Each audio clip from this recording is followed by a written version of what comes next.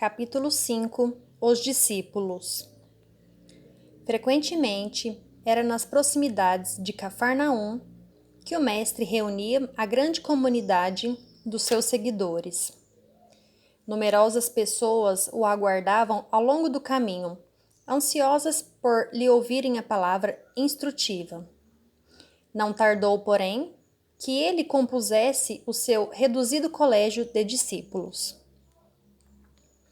Depois de uma das suas pregações do novo reino, chamou os 12 companheiros, que desde então seriam os intérpretes de sua ação e de seus ensinos.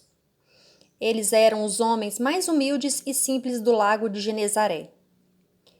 Pedro, André e Filipe eram filhos de Betsaida, de onde vinham igualmente Tiago e João, descendentes de Zebedeu.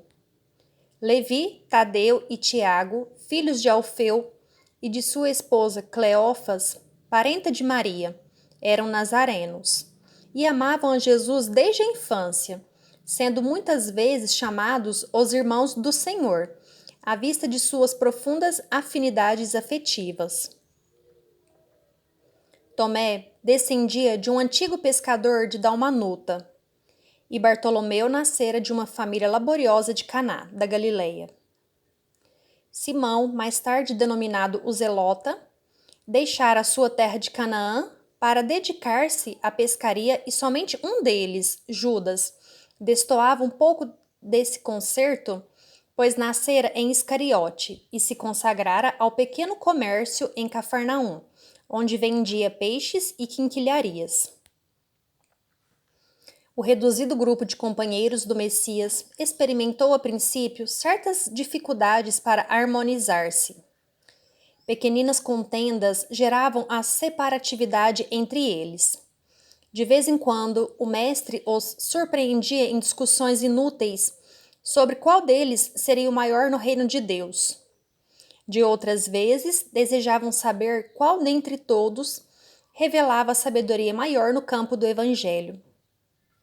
Levi continuava nos seus trabalhos da coletoria local, enquanto Judas prosseguia nos seus pequenos negócios, embora se reunissem diariamente aos demais companheiros.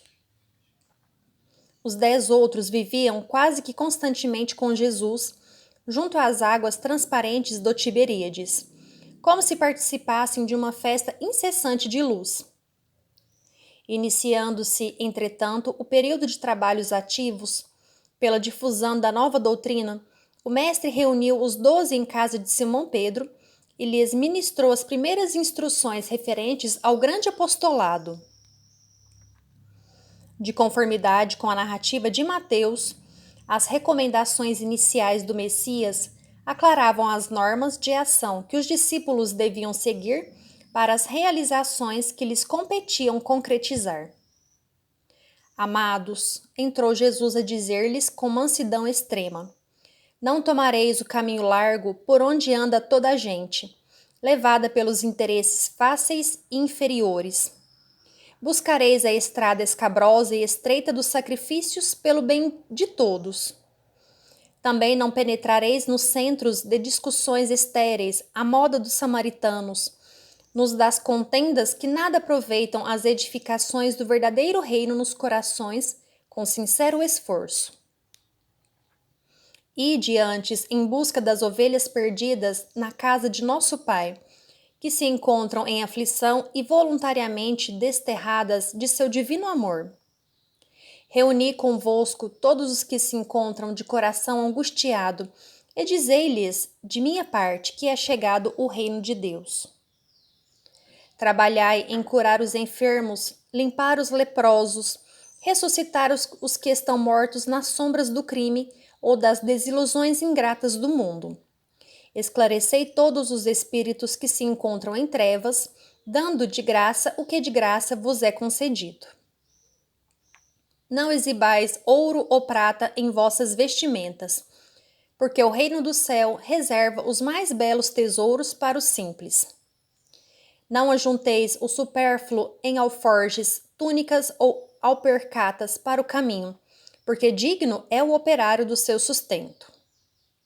Em qualquer cidade ou aldeia onde entrardes, buscai saber quem deseje aí os bens do céu com sinceridade e devotamento a Deus. E reparti as bênçãos do Evangelho com os que sejam dignos até que vos retireis. Quando penetrardes nalguma casa, saudai-a com amor. Se essa casa merecer as bênçãos de vossa dedicação, desça sobre ela a vossa paz. Se, porém, não for digna, torne essa mesma paz aos vossos corações.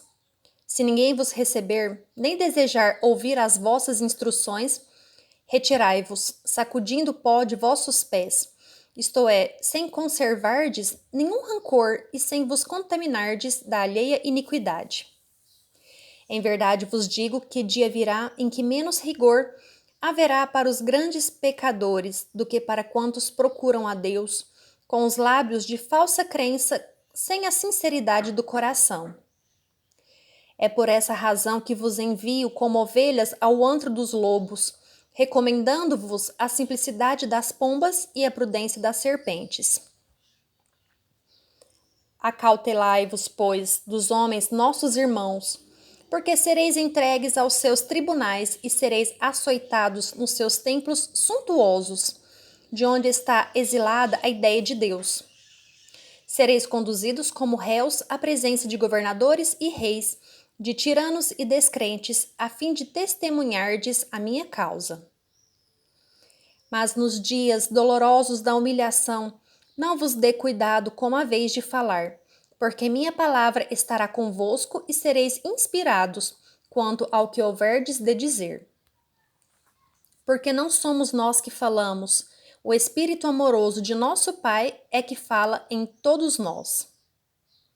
Nesses dias de sombra em que se lutará no mundo por meu nome, o irmão entregará à morte o próprio irmão, o pai os filhos, espalhando-se nos caminhos o rastro sinistro dos lobos da iniquidade. Os que me seguirem serão desprezados e odiados por minha causa, mas aquele que perseverar até o fim será salvo. Quando, pois, fordes perseguidos numa cidade, transportai-vos para outra, porque em verdade vos afirmo que jamais estareis nos caminhos humanos, sem que vos acompanhe o meu pensamento.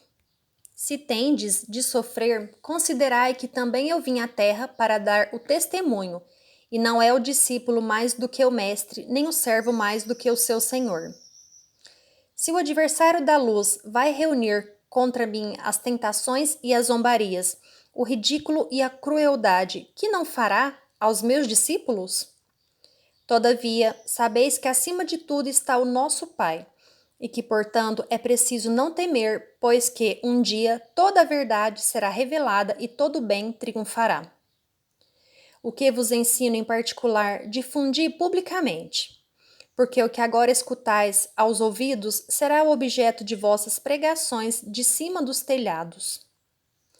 Trabalhai pelo reino de Deus e não temais os que matam o corpo, mas não podem aniquilar a alma.